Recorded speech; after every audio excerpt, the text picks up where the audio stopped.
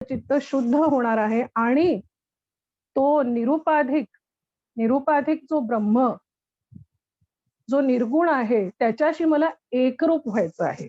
अच्छा, तर गमू पंत आनंत तो राघवाचा, असा आपला हा शेवटची जी ओळ होती पहिल्याची. तर हा जो पंथ आहे गमू पंथ, तो राघवाचा म्हणजे मी कसं तिकडे पोहोचेल, तर मला सर्वात पहिले सगुण राघवाची उपासना करूनच निर्गुणाकडे, सगुणाकडून निर्गुणाकडे प्रवास. नेहमी संतांनी सगुण उपासना करण्यास सांगितली, पण त्यांनी निर्गुणाचं भान ठेवलं आहे. त्याला म्हणतात अनुसंधान. सगुणाची उपासना करायची आणि निर्गुणाचं भान मात्र ठेवायचं, की मला सगुणापासून निर्गुणापर्यंत पोचायचं आहे, आत्मनिवेदन भक्तीपर्यंत पोचायचं आहे. तर हा आपला पहिला श्लोक पूर्ण बसला, आपण बसवला, क्लॅरिटी आली. आता आपण जाऊया दुसऱ्या श्लोकाकडे. मी म्हणते दुसरा श्लोक. मना सज्जना भक्ती पंथेचे जावे, तरी श्रीहरी पाविजे तो स्वभावे. आता एक एक शब्दाचा अर्थ पहिले हे दोनच घेऊया आपण. समर्थांनी पहिले मनाला सज्जना म्हटले आहे. आपल्याला लक्षात येतं की आपल्याला जर कुणाकडनं पण काम करून घ्यायचं असेल तर आपण त्याला अरे बाबा, पुता, राजा असं बोलतो. आता मनाकडनं आपल्याला काम करून घ्यायचंय. कुठलं काम करून घ्यायचंय? तरी श्रीहरी पाविजे तो स्वभाव आहे. खूप मोठं काम करून घ्यायचंय. जो मूळचा स्वभावाचा जो श्रीहरी आहे तो पाविजे म्हणजे तो मला प्राप्त व्हायला पाहिजे, ह्याच्यासाठी ती मनाला ते एवढे गोंजारतात आहे. तर ते कसं आपण पाहू. भक्ती पंथेची जावे. आता भक्ती पंथेची जावे ह्याचा नक्की अर्थ काय? जेव्हा मी म्हणते की मी भक्त आहे तेव्हा 3 गोष्टी येतात. भक्त, भक्ती आणि ज्याचं मी भक्ती करते तो भगवंत. त्रिपुटी असते. त्यामुळे आपण खऱ्या अर्थाने भक्ती करताना आपण विभक्त असतो. म्हणजे माझ्यापासून भगवंत वेगळा असतो आणि मी त्याची उपासना करते.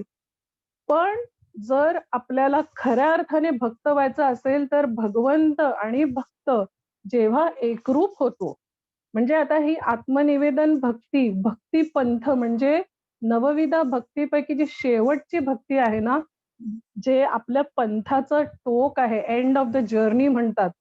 एंड ऑफ द जर्नी म्हणजे जीव ब्रह्म ह्याच्याशी मी एकरूप होणे. हा सगळा खटाटोप आपला आपला त्याच्यासाठीच चालला. तर हा जो भक्ती पंथेची जावे, इथे आपल्याला जायचं आहे आणि बोलायला आणि म्हणायला खूप सोपं आहे. साधक म्हणून आपण ॲक्चुअली विभक्त आहोत. तर विभक्तीचा भक्त होणे, ह्याला साधना म्हणतात. तर हा विभक्त म्हणजे कसा? जीव हा आत्मापासून वेगळा नाहीच आहे. आपण आपला चार्ट बघितला, आपली उत्पत्ती कशी झाली. पण जणू काय वासनेमुळे मी म्हणजे शरीर, मी म्हणजे बुद्धी, जगत सत्यत्व भ्रांती, नंतर विकार भ्रांती, संग भ्रांती, त्या सगळ्या प्रकाराने ह्याची माया, हा जो माया म्हणजे आपण पाहिलं गेल्या वेळी की माया म्हणजे येणारं आणि जाणारं. आपण काय करतो, ह्या येणाऱ्या जाणाऱ्यालाच सत्य समजतो आणि आत्मा तर डोळ्याला दिसत नाही. जे आपल्याला डोळ्याला दिसत नाही ते आपण मानत पण नाही.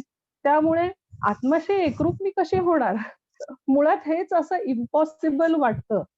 कारण आपण असत्यच पाठी लागलेलो असतो. पण हा जो भक्तिपंथ आहे, हळू आपण उपासना आणि निष्काम कर्म हे आणि संत आणि श्री गुरु ह्यांच्या वचन ह्यांच्यावर खूप श्रद्धा ठेवावी लागते. कारण आपल्याला आत्मा डोळ्याला दिसत नाहीये.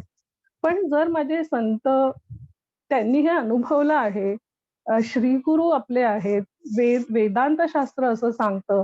मग नक्की ते वेदांत शास्त्र असं सांगतं म्हणून मला हे सगळं करायचंय. कारण अजूनपर्यंत तर मला श्रद्धा ठेवावी लागते आणि शरणागती ठेवावी लागते. ह्या 2 गोष्टी हेच तुम्हाला भक्ती पंथावर मेंटेन ठेवू शकतो. कारण दृश्याचा पसारा तर खूप आहे. आपण त्याच्यामध्ये बघतो आपण कसे रोज हरवून जातो. तसं नाही होण्यासाठी सगुण उपासना म्हणजे या राघवाला सतत त्याचं अनुसंधान, आता इकडे अनुसंधानाबद्दल बोललं जातंय. सगुणी मन लावी रे भक्तिपंथी. करुणाष्टकेमध्ये हे आहे, की सगुणाकडूनच जो आपण भक्तीचा पंथ आहे, त्याच्यावर आपण चालू शकतो. आता विभक्त म्हणजे काय? मी सुख आणि दुःख ह्याचा द्वंद्व बघत असते आणि मूळची मी कशी आहे? सुखरूप आहे. पण विभक्त असल्यामुळे मी सुखी, मी दुःखी अशा या द्वंद्वापासून द्वंद्वातीत होणे ह्याला साधना म्हणतात. आणि असा जो साधक आहे तो मग खरा म्हणू शकतो, की हो, मी आता भक्त झालो. भक्त म्हणजे मी आणि हरी एक. दुजा भाव नाही त्याच्यामध्ये. तो वेगळा, मी वेगळा असं नाही. म्हणून आणि पांडुरंग कसा आहे? सुखरूप आहे. आता इथे बघा समर्थ तर श्रीरामाचे उपासक होते. पण त्यांनी इथे कोणाला सांगितलं आहे? तरी श्रीहरी पाविजे तो सोबत. तर तुम्ही म्हणाल, की हरी का म्हटलं समर्थांनी? ते तर रामाचे उपासक आहे, है ना? असा प्रश्न पडायला पाहिजे. तर हरी म्हणजे जो हरण करतो, अशा हरीला आणि तो तो हरी मला मला प्राप्त व्हायला पाहिजे. आणि कशाचे हरण करतो? सुखाचे. सुख आणि दुःख दोन्ही. कारण तो हरी कसा आहे? तो सुखी नाहीये, तो सुखरूप आहे. त्यामुळे सुखी झालं तरी पण, त्याचं हरण केलं तरी पण माझ्या चेहऱ्यावर हेच हसू असलं पाहिजे. मी सुखी आहे आणि मी दुःखी आहे तरी पण थोडंसं दुःख होणार, पण त्याच्यात जास्ती न बुडून जाता सुखरूप मूळ हरी ह्याच्यावर आपण आणि हे सगळं नामस्मरणनीच आणि रोज आपण जे मी तुम्हाला आता काही टेक्निक्स सांगणार आहेत त्याच्याने आपल्याला हे साध्य आपण करू शकतो. आणि अशा या द्वंद्वातीत प पंथ ह्याच्यावर चालणे. आता आपण बघा श्री गुरूंच्या संबंधी आपण प्रार्थना करतो ना, गगन सदृशम द्वंद्वातीतम. आता माझे श्रीगुरु जर द्वंद्वातीत आहे, तर मग मी काय रोजच द्वंद्वामध्ये असते. असं कसं? ज्यांना मी मानते ते द्वंद्वातीत आहे. त्यांच्यासाठी मी छान-छान प्रार्थना पण करते आणि रोज मात्र मी द्वंद्वामध्ये, सुख-दुःखाच्या थपेट्यांमध्येच असते. तर असा साधक मग मी एवढं सगळा हा अभ्यास करतेच कशासाठी? त्यापेक्षा न अभ्यास केलेले लोकच बरे. जर नुसता अभ्यास करायचा आणि त्याच्याविषयी मी चिंतन नाही केलं, विचार नाही केलं, कसं काय शक्य आहे मग मला द्वंद्वातीत होणं? तर असा अ, मला सुखरूपतेसाठीच हा सगळा जो आपला प्रयत्न चालू आहे, हा सुखरूपतेसाठीच आपला चालू आहे. त्यामुळे जो सद्रूप आहे, जो चिद्रूप आहे, जो आनंदरूप आहे, असा जो हरी तो मी, हा त्याचा स्वभाव. तरी श्रीहरी पाविजे तो स्वभावे. स्वभाव कसा आहे मूळ हरीचा? सद्रूप, चिद्रूप, आनंदरूप. म्हणून मूळचा श्रीहरीचा भक्तिपंथ सोडला नाही. सोडायचं सोडणं सोडणं नाही म्हणजे काय? त्याच्या अनुसंधानात राहायचं. आणि त्याच्यासाठी तुझे रूपे चित्ती राहो परत तेच मुखी तुझे नाम. साधना, ॲप्लिकेशन आणि असा जर सुखरूप हरी ह्याचं नामस्मरण करता, करता श्री गुरूंनी दिलेली साधना करता, करता एक क्षण आपल्याला तो अनुभव येतो आणि एक क्षणासाठी आपल्याला कळतं, की मला ना मी आता सुखी पण नाहीये, दुःखी पण नाही, पण मी बस आनंदी आहे. हा हा अनुभवाचे बोल आहेत. हे मी तुम्हाला सांगून होणार नाही. तुम्ही स्वतः जेव्हा साधना कराल, तेव्हा तुम्हाला तो अनुभव येईल आणि ती मग गोडी लागते. मग आपण हळू आपली साधना पण वाढवतो. तर असा तो श्रीहरी पाविजे तो स्वभावे. म्हणजे माझ्या अज्ञानाचे जो हरण करतो, माझ्या दुःखाचे जो हरण करतो आणि मूळचा मी जो सुखरूप आहे, तिथे मला पोहोचवतो. असा हरी पाविजे तो स्वभावे असं त्यांना म्हणायचं आहे. आणि आपल्याला समर्थांचं देवाचे दर्शनाचे 4 स्तर असतात. तुम्हाला ते माहिती आता आपला झालाय पहिला श्लोक. पहिला निर्गुण निराकार ब्रह्म, त्याच्यानंतर सगुण निराकार ईश्वर, त्याच्यानंतर सगुण साकार अवतार आणि अ, अ, ब्रह्म, ईश्वर, अवतार आणि लास्टला जी मूर्ती आहे आपल्या समोर,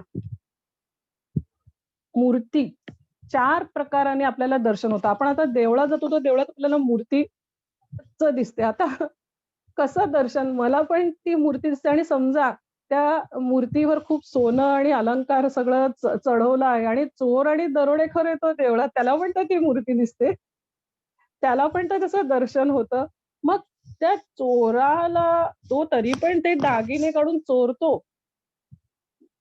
का बरं देवाचं दर्शन घेऊन पण तो पापकर्म करतो?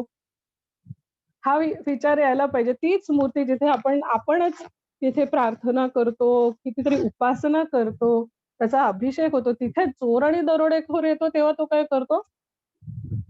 सरळ दागिने उचलतो, पापकर्म करतो आणि निघून जातो. तर त्याच्या दर्शनामध्ये आणि माझ्या दर्शनामध्ये जमीन आसमानचा फरक आहे. कारण माझा दर्शन हा विचारातनं आलेला आहे. भक्त आहे मी. त्यामुळे मूर्ती तीच असते. म्हणजे भाव बळे कळे एरवी न कळे असा तो प्रकार आहे. तर माझा जर भाव जागेवर असला, तर नाहीतर मग कशाला मी एवढा सगळा अभ्यास करायचा, एवढा सगळा विचार करायचा. तर आता हे 2 ओळींचे आपले अर्थ क्लिअर झाले. नंतर ज्यांनी आता बघा हां, आता किती छान-छान चालू आहे. ब्रह्म, राघव, मूर्ती, उपासना सगळं छान चालू आहे आणि लगेच समर्थ कसे तिसऱ्या ओळीत दाणकन आपटतात आपल्याला. जनी निंदते आता असं असं वाटतं की काय कनेक्शन आहे? आता तर भक्ती पंथेची जावे म्हणत होते. ब ब भक्ती कशी करावी म्हणत होते आणि लगेच आपल्याला लगेच जनी निंदते सर्व सोडून हा कुठे आला विषय? थोडंसं डिस्कनेक्ट झाल्यासारखं वाटतं. पण तेच तर आपल्याला समजून घ्यायचंय. म्हणून मनाचे श्लोक असं लाईनीने संकलित नाही आहे. ॲप्लिकेशन पार्ट आहे. आता असं वाटतं, की हे कुठून आलं? आता ह्याचे 3 टप्पे आहेत. कुठून आलं म्हणजे कर्म, ज्ञान आणि उपासना. सो ज्यांनी निंदेत ते सर्व सोडून द्यावे, हा कसला भाग आहे आपला? हा कर्माचा भाग आहे. आता पहिलेचे जे निंद्य कर्म ठरायचं पहिलेचं आणि आत्ताच्या परिस्थितीला आपल्याला लावून घ्यायचं. आता तुम्ही म्हणाल, की "जनी निंदे ते सर्व सोडूनही द्यावे." मला एक सांगा आत्ताच्या घडीत आपल्याला हे अप्लाय करायचंय. आताच्या घडीत आपण सगळे इंटरनेट, Instagram, Facebook, WhatsApp आपलं पूर्ण त्याच्यामध्येच टाईम जातो. मग आता हे निंदे आहे का, की वंदे आहे? आता हे प्रत्येकाने ठरवावा त्याचं. मी ह्याचा निर्णय देत नाहीये, की आता म्हणजे अ, ह्याच्यासाठी हे मी म्हणेल, की WhatsApp हे निंदे आहे. खरंच निंदे आहे का? आज Zoom मीटमध्ये आपण त्याचा उपयोग करून आपण मनाचे श्लोक ऐकतो आहे. तर काय निंद्य, काय वंद्य हे प्रत्येकाचं सोशल स्टेटस आणि त्यांचं त्यांचं जे जीवन आहे ते प्रत्येकाला माहिती आहे, की माझ्यासाठी निंद्य कर्म काय, वंद्य कर्म काय, जनी निंदे ते सर्व सोडूनही द्यावे. का सोडून द्यावे? कारण ह्या सगळ्यांनी काय होतं, माझं चित्त गढूळ होऊन जातं. चित्त गढूळ झालं, की मला उपासना करता येत नाही. म्हणून हे हे सर्व म्हणजे दुर्लक्ष करायला सांगतात आणि जनी वंद्य ते सर्व भावे करावे. जे माझा रोल जो आहे, माझ्या परिवारासाठी वंद्य काय आहे? नंतर मी ज्या सोसायटीमध्ये राहते तिथे माझं काय कॉन्ट्रिब्युशन आहे? सोसायटीच्या बाहेर माझं काय कॉन्ट्रिब्युशन आहे?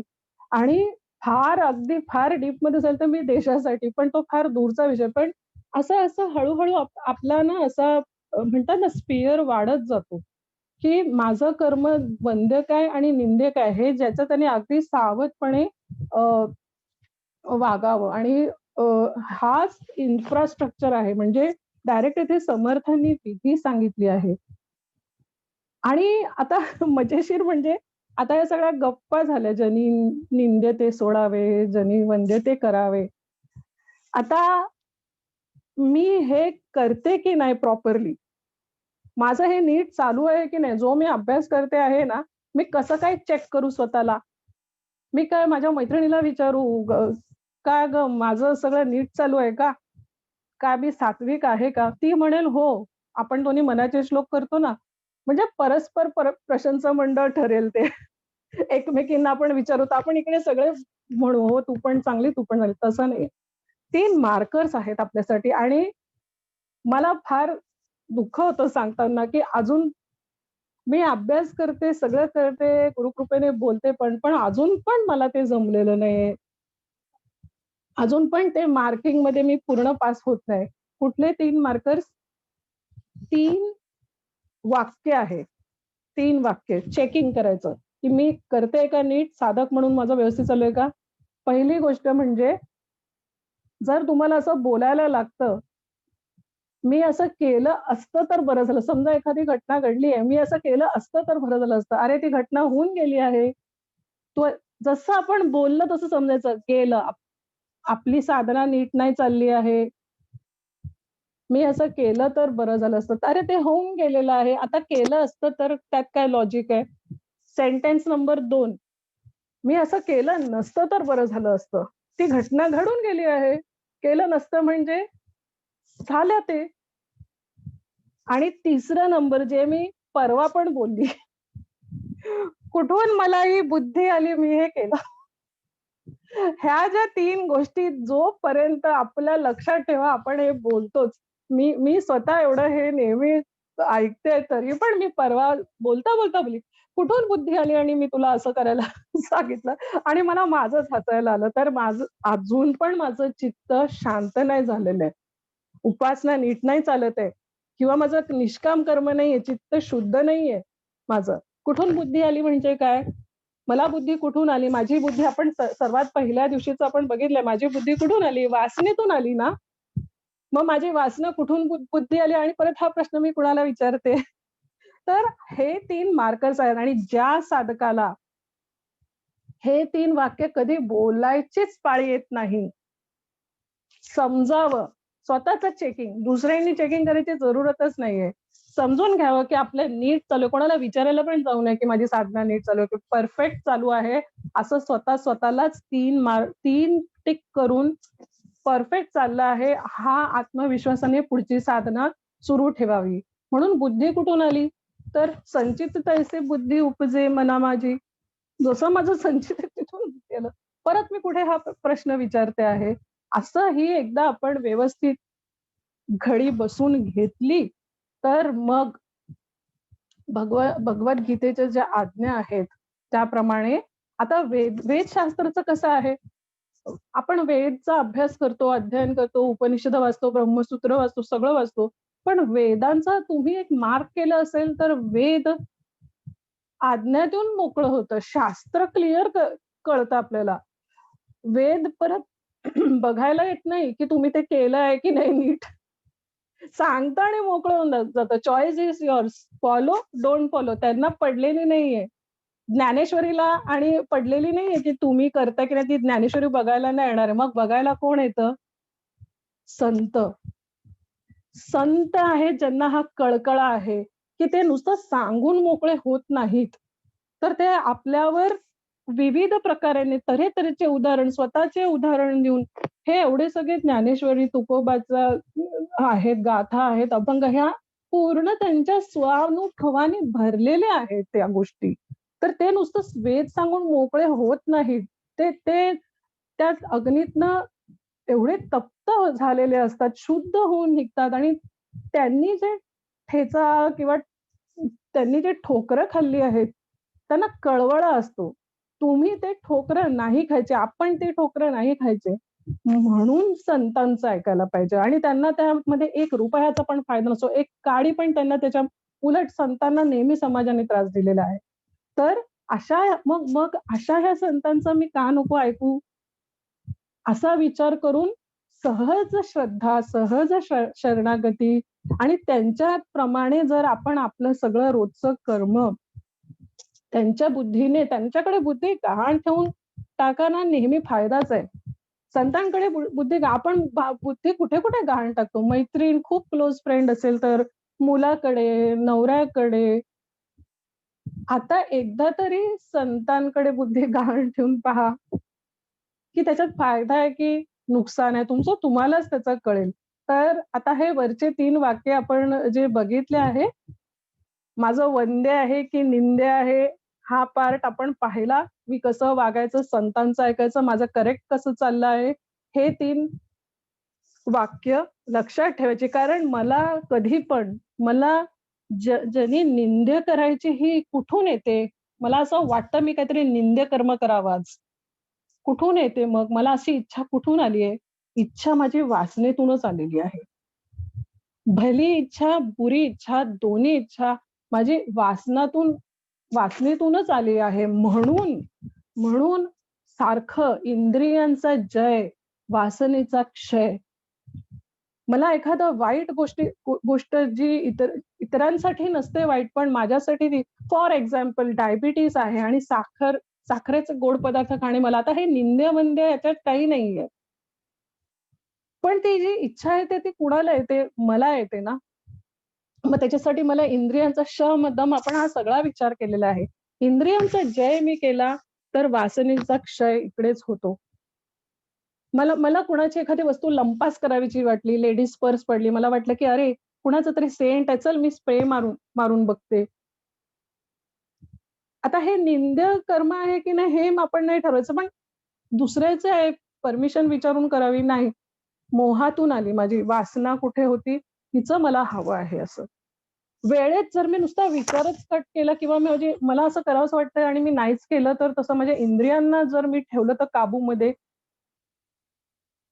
असा हा जो ऍप्लिकेशनचा पार्ट आहे ना, हे असं आपण वागत गेलं तर हळू-हळू आपण किती वेळा म्हणतो, काय मी सगळं नीट करते, पण ना हे लोकं मला अशीच नावं ठेवतात. हळू-हळू तुमच्या लक्षात येईल की इट डझंट मॅटर एनीमोर. तुम्हाला निंदा कुणी ते आहे ना, कुणी वंदा, कुणी निंदा, आमचा तर परमार्थचा धंदा असं. कारण मला माहितीये ना, मी शास्त्र, श्री गुरु ह्यांच्याप्रमाणे चालते.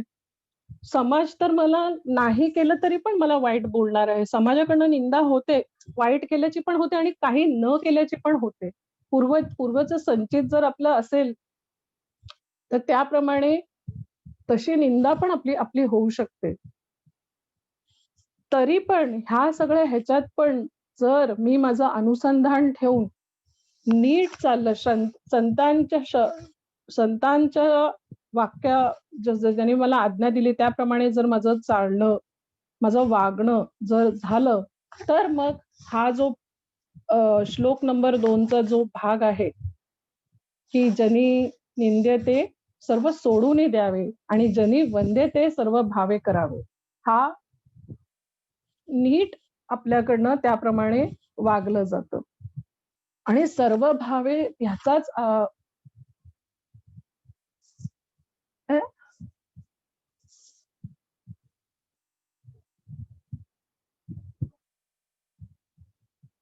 हॅलो. टाइम लिमिट एक्सटेंड केलेला आहे, त्याच्यामुळे तो मेसेज आला बहुतेक आपल्या सगळ्यांना. Oh my God, really? Okay, continue करू ना? हो मला वाटतं हो करावं. आणि मला एक 2 मिनिटं अगोदर मला सांगा, म्हणजे so that can wind up. आणि तुझा कॅमेरा ऑन ठेव संध्या. नाही, माझा कॅमेरा ऑन आहे. झूम कडनं मेसेज आला की तुमची आम्ही 40 मिनिट्सची लिमिट काढलेली आहे म्हणून. ओके. हा, त्याच्यामुळे ते मध्ये अडकल्यासारखं वाटलं. त्यांचा मेसेज आला, तुमची लिमिट काढली आहे, त्यामुळे you can now talk for longer time. नाही तुम्ही मला काय, माझा विषय चालेल, पण तुम्ही मला सिग्नल द्या तसा. हा, किती मिनिटांनी सांग मग, किती आता त्यांनी वाढवून दिली लिमिट 4:40. तुम्ही श्रोते ठरवणार आहे. मी सांगते, अजून माझं थोडस बाकी आहे. आपला बघा श्लोक 2 झाला आपला, आणि आपण श्लोक 3 जरी झाले तरी बस आहे आपल्याला, है ना? ठीक आहे. हो ठीक आहे, बघूया तुमची इच्छा. मला हे सरप्राईज आहे ऍक्च्युली. ओके, तर सर्व भावे म्हणजे श्रद्धेने करावे. आणि श्रद्धा म्हणजे काय? Unquestioned belief. मी विचारायचंच नाहीये.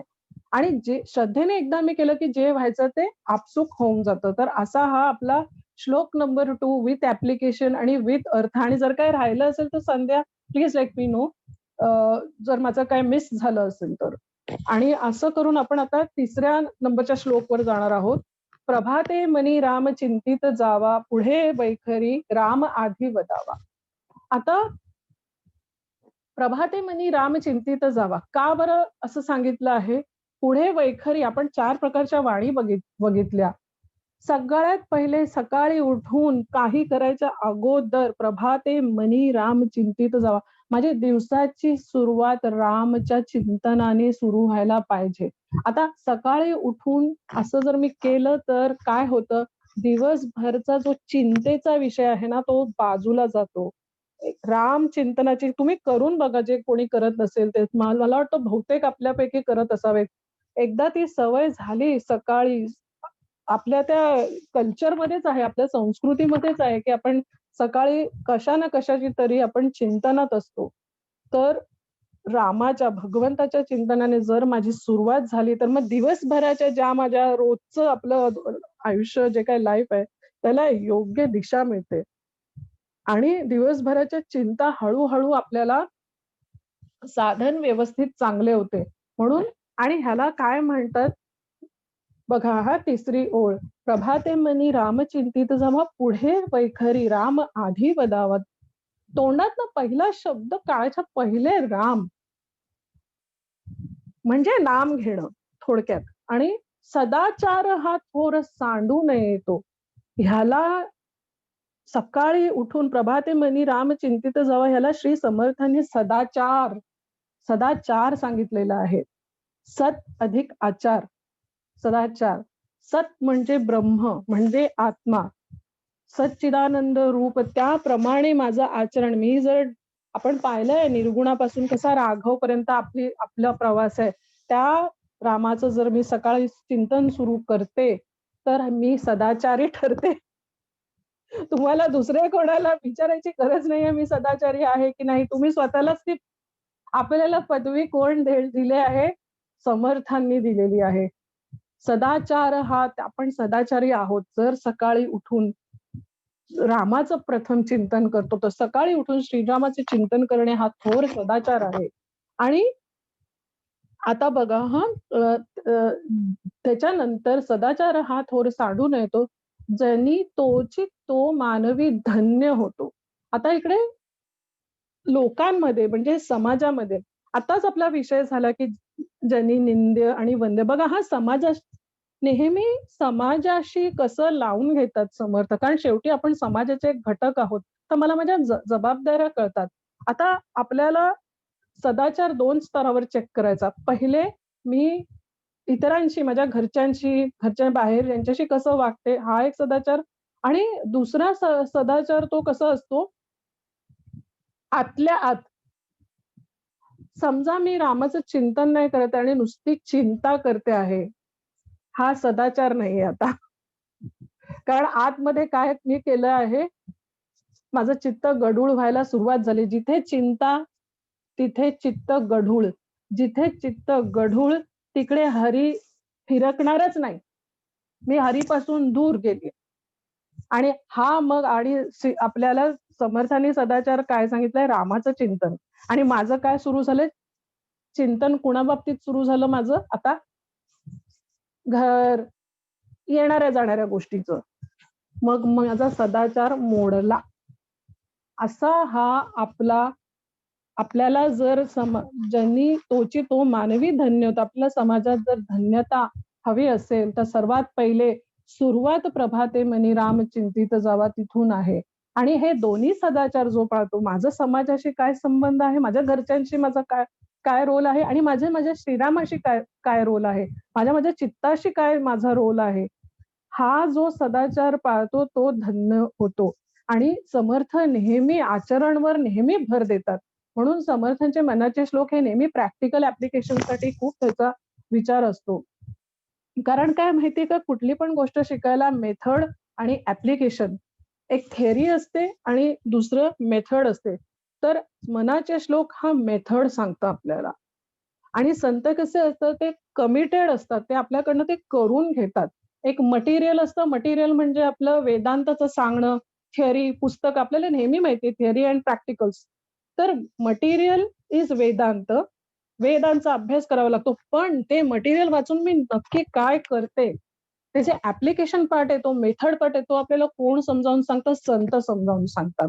कसं करायचं, तू हे वाचते त्याचं काय. म्हणून हे सगळं आपलं जे एक्सप्लेनेशन आहे हे मेथड्सचं चालू आहे. आणि ह्या बाबतीत संत अतिशय जागरूक असतात. नेक्स्ट आहे मनावासन. आपला हा श्लोक झाला. ओके, वी हॅव कवर्ड दिस. प्रभाते मनी राम चिंतिसावा, पुढे वैखरी राम वदावा, सदाचार हा थोर साडू नये रे जनी, तोची तो मानवी धन्य होतो. श्लोक नंबर 3.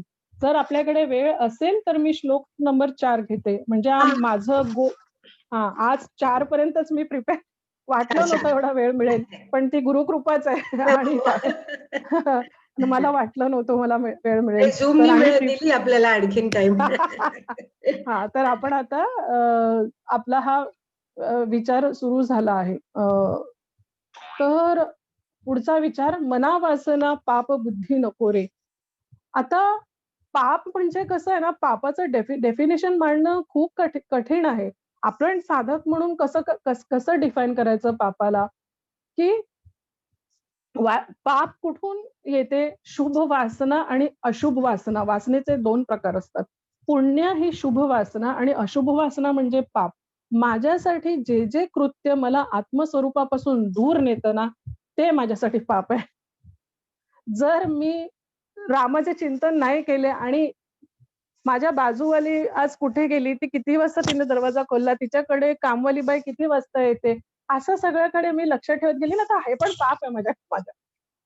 हा पापाचं डेफिनेशन आहे. कारण इथे तिथे मला मोकळा वेळ मिळतो, तर त्याच्यामध्ये एकतर मी रामाचं चिंतन तरी करते किंवा माझ्या घरच्यासाठी तरी काहीतरी करते. इकडे तिकडे लक्ष देणे हा पापच झाला. मला माझ्या आत्मस्वरूपापासून जे दूर नेतं ना, ते पाप. आणि शुभ वासना म्हणजे जे मला आत्मस्वरूपाच्या अधिक जवळ आणतं, तेच शुभ वासना. असा हा कॅलिब्रेशन करून दिला आहे. आणि दुसरी गोष्ट म्हणजे मी जे काम करते त्याचं समाजावर, परत समाजाचा विचार इकडे आहे. माझी कुठली पण ऍक्शन माझ्या घरच्यांवर त्याचा काय परिणाम होतो, घराच्या बाहेर काय परिणाम होतो, शेजाऱ्या पाजाऱ्यांवर काय परिणाम होतो, सोसायटीमध्ये आणि इनडायरेक्टली समाजामध्ये काय त्याचा परिणाम होतो माझ्या कृत्याचा. समाज बघा नाव पण ठेवणार तुम्हाला आणि तुम्हाला तुमची तारीफ पण करणार, दोन्ही आहे. पण काही पण कुठल्या पण प्रसंगामध्ये मी जर तटस्थ राहिले, की पहिलेच केलंय त्याप्रमाणे हे पाप आणि पुण्य माझ्या वाट्याला आले, त्याच्यामध्ये जास्ती न गुंतता मी माझ्या हरिचिंतनामध्ये जर माझं बुद्धी त्याच्यातच गुंतून आहे, तर मला ना कोणी तारीफ केली तरी पण त्याचं मला फरक नाही पडणार आहे आतून ना. आता तुम्ही माझं कौतुक करता की नाही, की ऋषाताई किती छान बोलते, तर मी असं कोरडेपणाने आणि तुटकपणाने बोलू का? नाही, मला काही फरक नाही पडत आहे. मी तर सुख दुःखाच्या परे आहे, असं सगळं नाही. मला बरं वाटतं तुम्ही मला चांगलं बोललात तर. कधी म्हणाला की नाही आजचं तर फार रटाळ झालं, फार कंटाळवाणं झालं, ती पण ऐकायची तयारी पाहिजे माझी. बरं मग कशासाठी काय इम्प्रुव्हमेंट पाहिजे, असं मी विचारायला पाहिजे खरं, की अच्छा कुठे रटाळपणा झाला. एकतर तसं करायला पाहिजे, नाहीतर मग हो आज तर ना माझं लक्ष नव्हतं काहीतरी, चांगलं बोलून, पण त्याचं मला वाईट वाटून घेता कामा नये कुठल्या पण गोष्टीची. नाहीतर काय होतं माहितीये का, अंतःकरण गढूळ होतं काळजी करून. आणि अंतःकरण गढूळ करणे हे पण पापाचाच प्रकार आहे. कारण का माझं अंतःकरण गढूळ झालं तर मी हरीपासून दूर जाते. आपण आत्ताच बघितलं, हरीपासून दूर जाणे, आत्मस्वरूपापासून दूर जाणे हा म्हणजे पापाचा प्रकार झाला. तर पापाचे आपण हे असे 2 प्रकार पाहिले. मना सर्वदा नीती सोडू नको रे. आता नीती, आता आला प्रश्न, आता आली पंचायत. नीती म्हणजे काय? धर्माचरण. धारणा धर्म, जो मला माझी कुटुंब व्यवस्था सांभाळण्यासाठी आणि समाजात आपापसात गुण्यागोविंदाने राहण्यासाठी जे काही आचरण मला करावे लागते, त्याला म्हणतो नीती. आता खूप नीतीचे प्रकार आहेत. अर्थनीती आहे, तुम्ही म्हणाल चाणक्य नीती आहे, नंतर पुष्कळ देर आर व्हेरायटी ऑफ हे. पण मुख्य इथे कुठल्या नीतीचा विचार आहे, तर आपण जर असा विचार केला की भगवद्गीताचंच उदाहरण घेऊया, श्रीकृष्णांचंच उदाहरण घेऊया. जेव्हा श्रीकृष्ण, नीती म्हणजे श्रीकृष्ण कुठली नीती पाळली? त्यांनी युद्ध नीती पाळली. आता युद्ध नीतीची एक बघा हा कसं, आपण तर साधे प्रापंच लोक, आपण तर कधी युद्धाला गेलो नाही, पण कुणाकुणाचे लोक सैन्यामध्ये असतील काय शिकवलं जातं तिकडे? शत्रूचा वीक पॉइंट त्याच्यावर हल्ला करा. शत्रूंचा वीक पॉइंटवर अटॅक करा, ही आहे युद्धनीती. आणि आपण रोजच्या व्यवहारात जर आपण असं कोणाचं वीक पॉइंट, कोणी कमजोर आहे त्याच्यावर आपण हल्ला करायला जाऊ का रोजच्या? इथे माझी नीती वेगळी मला वागायला लागते. पण युद्धनीती हे सांगते. तर असं आणि श्रीकृष्ण आणि कुठले पण अवतार, बघा अवतार कधी आले पृथ्वी तलावर? कुठला पण अवतारचा स्टडी करा तुम्ही, कुठला पण अवतार. एकच गोष्ट, यदा यदा ही धर्मस्य, जिथे जिथे धर्माचा अधर्मचा उच्चांक जेव्हा झाला, तेव्हा अवतरले, श्रीकृष्ण अवतरले. असा हा धर्म आणि नीतीचा संबंध भगवंताशी आहे. मग जेव्हा जेव्हा अधर्म होतं, तेव्हा तेव्हा श्रीकृष्ण अवतरले. आणि अशा श्रीकृष्णाची मी जर साधक आहे, त्याचं मी चिंतन करते आहे, तर मग मी कशी असायला पाहिजे? आता प्रत्येकाला नीती, मना सर्वथा नीती सोडू नको रे. तुमची काय नीती आहे? तुम्ही तुमच्या लाईफ मध्ये कोण तुमचा रोल मॉडेल आहे, आणि त्याप्रमाणेच आपली नीती सगळे पॅरलल असते त्याला. तर जर मी भगवद्गीता वाचते, श्रीकृष्णाची जर मी भक्त आहे, अधर्माच्या वेळेस त्यांनी अवतार घेतला आहे आणि धर्माच्या रक्षणा, संस्थापन करण्यासाठी, धर्माचं आणि त्याच्यासाठीच त्यांनी जन्म घेतला आहे. तर मग ती नीती त्यांची लक्षात ठेवून त्याप्रमाणे उपासना आपली त्याची आपण दर्जा वाढवावी. म्हणजे कसं काय सिम्प्लिफाय केलं तर, जर श्रीकृष्णाला धर्म आवडतं, धर्माप्रमाणे आचरण करायला आवडतं, तर मग मी श्रीकृष्णाला केव्हा आवडेल? धर्माप्रमाणे आचरण केल्यावरच माझ्या श्रीकृष्णाला मी आवडेल. माझ्या श्री गुरूंना, आता बघा माझे श्री गुरु जसे मला सांगतात त्याप्रमाणेच मी आचरण करते, ते प्रसन्न होतात, ते मला पुढचं काम सोपवतात. सेम तसं ते त्यांच्यासाठी जो धर्म आहे तोच माझा धर्म आहे, त्याप्रमाणे मी आचरण करते, त्याप्रमाणे ते प्रसन्न होतात रोजच्या आयुष्यात पण आपल्या. त्याप्रमाणे आपलं वागणूक ठेवायची, ही झाली आपली जमेची बाजू झाली. तर आणि ही बहिरंग. आणि दुसरी गोष्ट आणखीन एक आहे, बहिरंग आपल्याला काय, जसं की आता मी रोजच्या ह्याच्यात तर काय मी अशी साडी वाडी नाही घालत, पण मला असं वाटतं की मला बरं वाटतं मनाचे श्लोकच्या वेळी साडी घालणे मला आवडतं. कारण बहिरंग जर आपला तसं असलं ना, तर आपलं बुद्धी पण त्याप्रमाणे. तुम्ही आता बघा, जर जीन्स आणि टी शर्ट घातलं तर वेगळा मूड होतो. कपड्यांचा आणि पोशाखांचा पण आपल्यावर परिणाम होतो. आणि जेव्हा दुसऱ्यांसमोर आपल्याला बसायचं असतं, तर त्यांची एक त्यांच्या मनात एक इमेज असते. तर बहिरंग म्हणजे आता आपले सणवार, आपण नऊवाऱ्या घालतो, पाडव्याच्या दिवशी आपण सगळे छान नथ-बीत घालतो. तर हा जो धर्माचा जो बहिरंग आहे, तो पण सांभाळायचा आपल्याला. नाहीतर तुम्ही म्हणाल की हो मी साधना करते, तर बहिरंग मला काही सांभाळायची गरज नाही. कारण का बहिरंग सांभाळायचा? धर्माचा काय संबंध आहे? समाजाच्या जास्ती प्रमाणात आता हे जयंत्या आहे, पुण्यतिथ्या आहेत, गणपतीचे प्रोग्राम्स आहेत. मी काय घरी बसून गणपती मिरवणुका काढते, मी घरी बसून त्यांना नावं ठेवत असते. हे काय गुंड, हे काय काही. घरी बसून त्यांच्याविषयी चर्चा करणे हा पाप आहे. कारण का, एक गणपतीमुळे सगळ्या धर्माचे किंवा त्या हिंदू म्हणा, गणपती असा सण आहे की सगळ्या धर्माचे लोक एकत्र येऊन तो सेलिब्रेट करतात आपल्या देशामध्ये. तर ज्या पद्धतीने एकत्र येत आहे, असा बहिरंग हा पण तेवढाच इम्पॉर्टंट आहे. आणि आतमध्ये माझे जे म्हणजे पोशाख, सण, पुण्यतिथी, जन्मतिथी, व्रत, वैकल्य, हा धर्माचा झाला बहिरंग. म्हणून हा धर्माचा चारी बाजूने आपल्याला ह्या श्लोकातनं विचार झाला. ओके, तर मना सर्वथा आपण आता तिसऱ्या नंबरच्या म्हणजे चौथ्या नंबरच्या लास्ट 2 लाईन्स, आणि आपला हा आजचा जो पोर्शन आहे तो संपेल. मना सर्वदा नीती सोडू नको हो. नीतीचं आपण ऑलरेडी बघितलंय. मना अंतरी सार विचार राहो.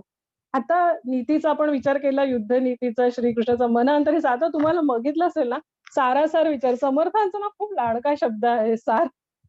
आता सार असार, नित्य अनित्य, आत्मा अनात्मा, जे जे आत्म्याला धरून आहे ते सगळं सार आणि बाकी सगळं असार, असं असं आपण एक डायरेक्ट विचार करूया. जे जे निर्गुण आहे ते सार आहे आणि त्रिगुण आहे ते असार आहे. हे हरिपाठामध्ये तुम्ही जर हरिपाठ वाचत असाल तर त्याच्यामध्ये निर्णय देऊन टाकलेला आहे की निर्गुण ते सार आणि त्रिगुण ते असार. आता एक ओळ ना तुम्ही ही लिहून घ्या, पाटी बनवून घ्या. निर्गुण, सार आणि असार संबंधी हा जो शेवटची जी ओळ आहे ना, मना अंतरी सार विचार राहो. विचार तो बघा दीर्घ आहे. त्याच्यामध्ये ना एक विचार मी तुमच्या आत्ताच डोक्यात एक टाकून देते की 2 वेळा रिपीट करणार.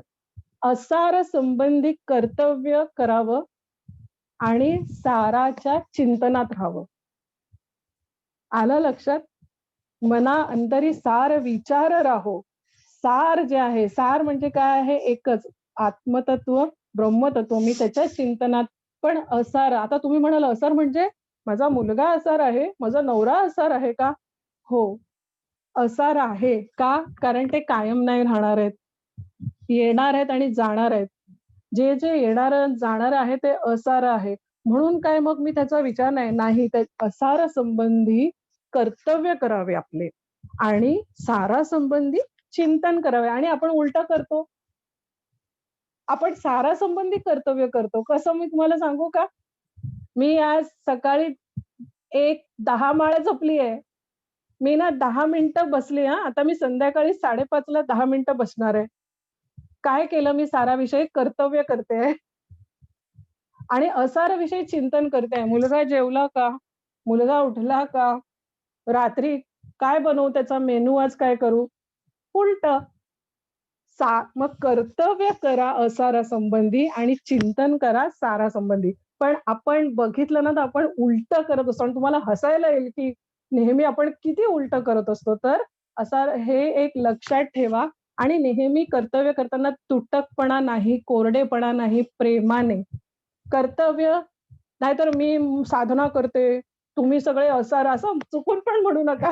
हे सगळं आंतरिक साधना आहे.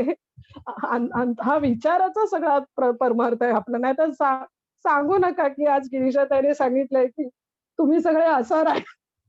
नाही, रेकॉर्डिंग मध्ये मी सांगितलंय.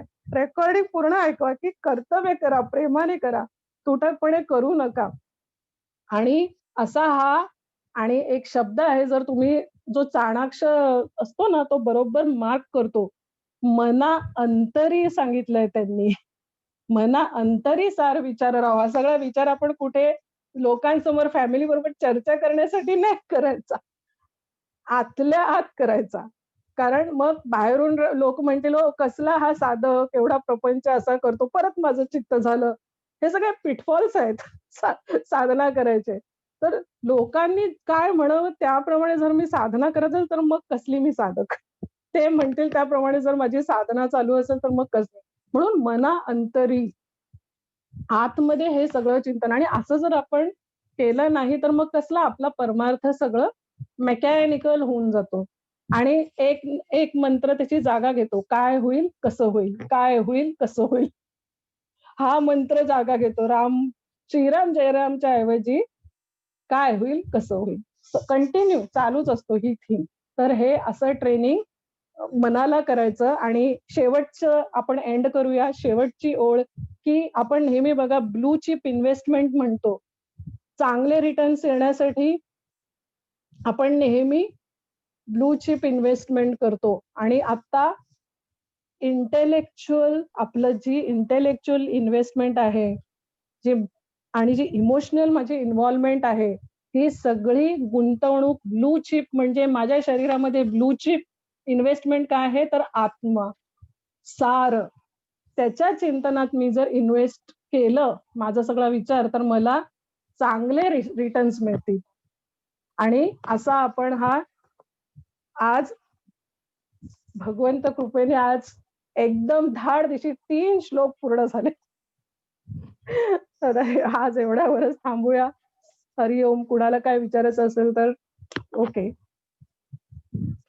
कुणाला विचारायचंय का काही असेल तर अनम्यूट करा आणि विचारा. येस, टाइम आहे असं म्हणताय. हा